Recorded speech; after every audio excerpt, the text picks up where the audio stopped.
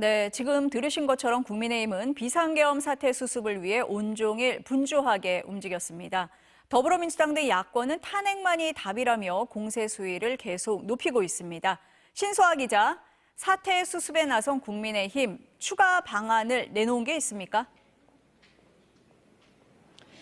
네, 국민의힘 의원총회가 오전 11시에 시작해서 약 5시간 만에 끝났는데요. 윤석열 대통령의 질서 있는 퇴진 방안을 마련하기 위해서 전국 안정화 TF를 구성하고 조금 전에 들으신 삼선 이양수 의원을 위원장으로 결정했습니다. 국민의힘 한동훈 대표는 의원총회의 다른 논의에 대해서는 말을 아꼈고요. 새로운 원내대표를 뽑기 위한 공고 절차를 오늘 시작했다고만 밝혔습니다. 의원총회를 마치고 나온 국민의힘 의원들도 오는 14일 다시 표결에 붙여질 윤석열 대통령 탄핵소추안 투표에 참여할지, 참여하면 찬성과 반대 어떤 표를 던지기로 안에서 의견을 나눴는지에 대해서는 공개적으로 말을 아꼈습니다. 한 대표는 오늘 4선과 3선 중진 의원들을 잇따라 만나면서 비공개로 당내 의견을 조율하는 데 주력했습니다.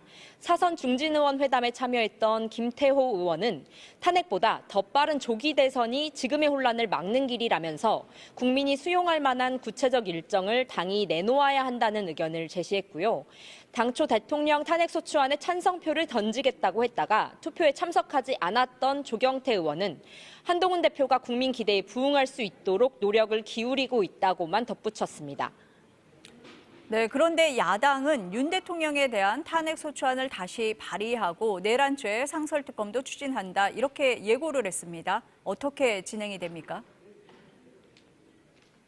네, 더불어민주당이 오는 14일 국회 본회의에서 두 번째 윤석열 대통령 탄핵소추안을 표결에 붙이고 이번엔 반드시 가결시키겠다며 총력전에 나섰습니다. 민주당은 대한민국 군 통수권자가 여전히 윤석열 대통령이라며 탄핵이나 긴급체포, 구속 같은 실질적인 직무정지가 조속히 이루어져야 한다고 강조하고 있습니다.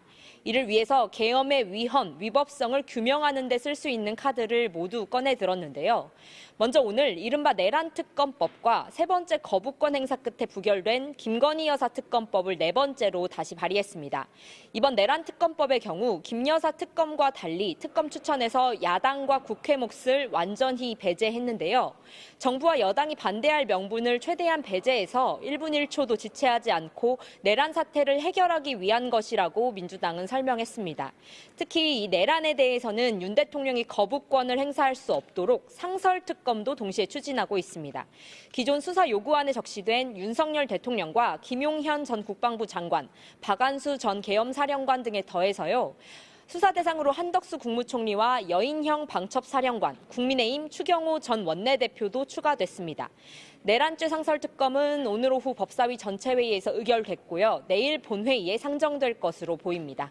민주당은 또 추가 탄핵소추 대상으로 박성재 법무부 장관과 조지호 경찰청장을 추가로 검토하고 있습니다. 지금까지 국회에서 MBC 뉴스 신수아입니다.